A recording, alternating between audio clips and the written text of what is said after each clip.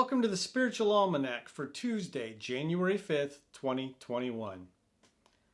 Today's inspiration comes to us from the English artist and poet William Blake. Born in London in 1757, he only attended school long enough to learn how to read and write. But the Bible had an early influence on Blake, and as a child, he reported seeing the prophet Ezekiel and a tree filled with angels. Although he often found himself at odds with the church establishment, religion remained an important theme throughout his life, often finding its way into his engravings and poetry. Here's one of Blake's more famous works titled The Tyger. Tyger, Tyger, burning bright in the forests of the night, what immortal hand or eye could frame thy fearful symmetry? In what distant deeps or skies burnt the fire of thine eyes? On what wings dare he aspire? What the hand dare seize the fire? And what shoulder and what art could twist the sinews of thy heart? And when thy heart began to beat, what dread hand and what dread feet? What the hammer? What the chain? In what furnace was thy brain? What the anvil? What dread grasp dare its deadly terrors clasp? When the stars threw down their spears and watered heaven with their tears, did he smile his work to see? Did he who made the Lamb make thee? Tyger, Tyger, burning bright in the forests of the night, what immortal hand or eye dare frame thy fearful symmetry?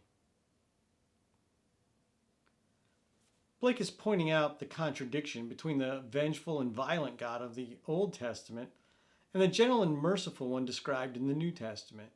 Using the imagery of a beast, he sets up a dual image of God.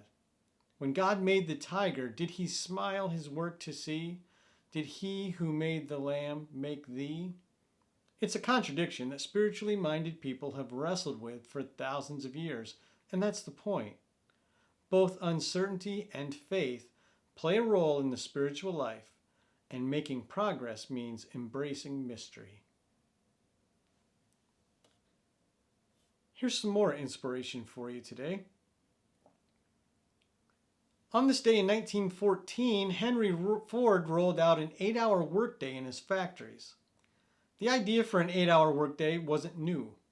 In 1886, the Federation of Organized Trades and Labor Unions had called for a nationwide strike demanding employers limit the workday to 8 hours, a move that was met with resistance by Protestant clergy who felt that too much leisure time would result in drunkenness and debauchery. But Ford proved him wrong, and his decision paid off almost immediately. By improving working conditions, he increased productivity, employee retention, and profitability, and helped pave the way for the standardization of the 40-hour work week in the Fair Labor Standards Act of 1938. Today's the birthday of King Gillette, inventor of the disposable razor. Born in 1855, Gillette was working as a beverage salesman when he came up with the idea for his razors after watching people discard the bottle caps from his products. He was also a die-hard utopian socialist who promoted the idea that all U.S. commerce should be taken over by a single company owned by the public, and the entire nation should live in a single city called Metropolis that would be powered by Niagara Falls. He even offered Theodore Roosevelt $1 million to run the company. For some reason, Roosevelt declined. Today also marks the death of George Washington Carver in 1943, after he experienced complications from a fall down his stairs. Best known for his work developing hundreds of products from the peanut plant, Carver advocated for the integration of religion and science and believed that his faith was vital for allowing him to pursue the art of science. Reading about nature is fine, he said, but if a person walks in the woods and listens carefully, he can learn more than what is in books. For the woods speak with the voice of God.